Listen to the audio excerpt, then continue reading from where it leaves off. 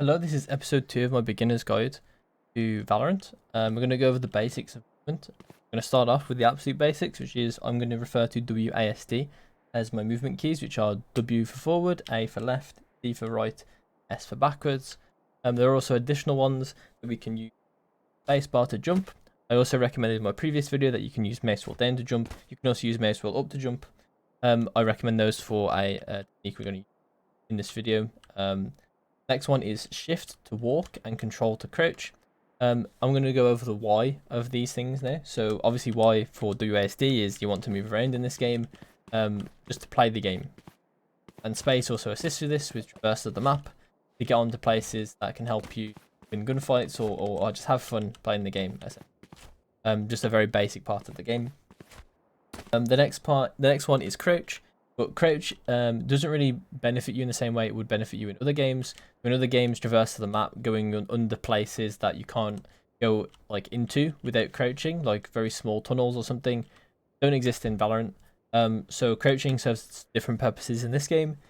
Shift is a silent way of moving around, which is good to hide your movement from the enemy team, because as you can see in the top left, when I move around, I have a little circle around me on the map, or quite a big circle actually, which displays my sound, what the sound I'm making, and who can hear it within that circle.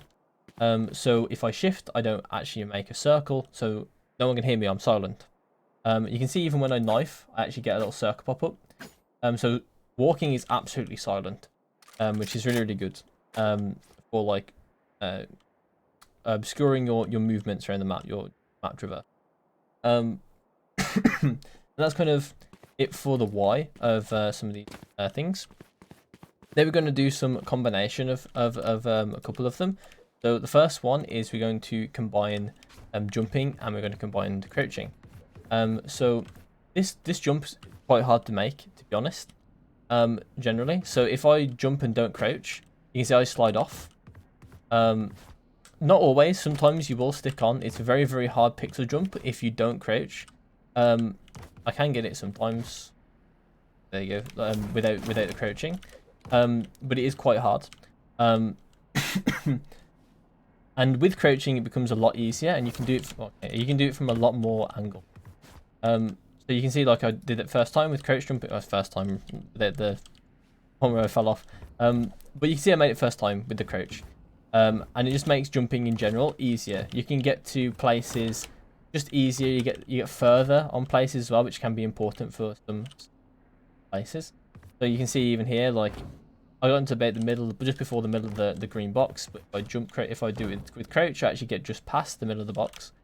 So you can see you do add a bit of distance. And that can be relevant for some certain jumps in the game that require you to get that distance, as you've just seen with the generator. It's a bit more consistent when you crouch.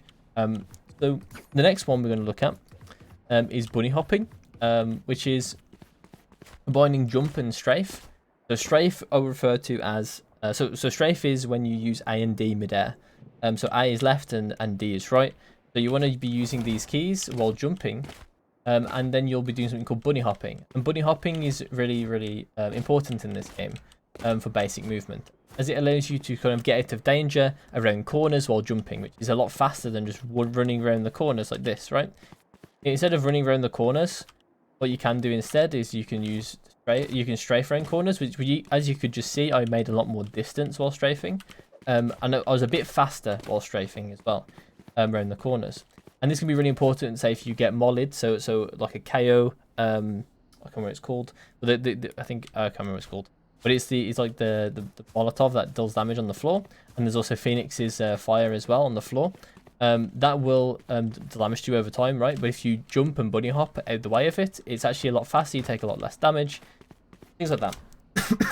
Well, I need to make sure that I didn't explain that correctly. What I actually mean is when it's on the floor, it will still damage you if you bunny hop over it. But if it's about to get placed on you, like if you see it in the air and it's about to land, and if you bunny hop, you're unlikely to take damage from it, or take at least very much damage from it. But if it's still active, if it's active on the floor already, then hopping through it won't change the amount of damage you take.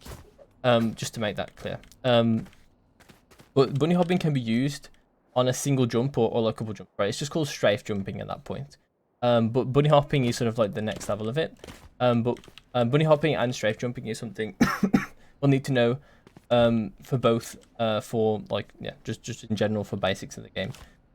So to demonstrate strafe jumping and why it can be important is if I want to get to the corner of this box from here, if I just do a straight jump and move, then it takes me a long time, right? Even if I'm like trying to like be fast about it.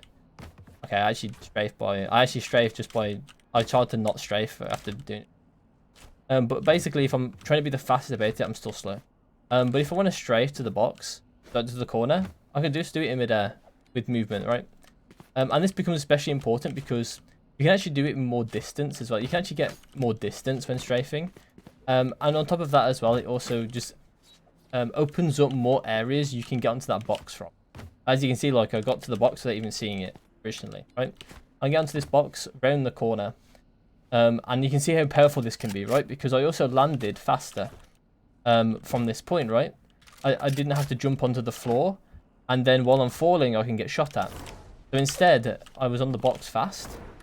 Yeah, actually, I voted, but I actually got onto the box faster than I got onto the floor, right? Just by basic, like, I didn't fall for this amount of distance, and I would have done here.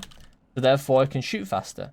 So you can see how this can be relevant to high levels of play or lower levels of play in general, right? Your gameplay in general, it's very important to learn these mechanics. And so strafe jumping is an important mechanic to learn, and we'll be combining some of these things in future videos. So that's my basics on movement. I'm going to go over the basics of shooting in my next guide, and I'll hopefully see you there.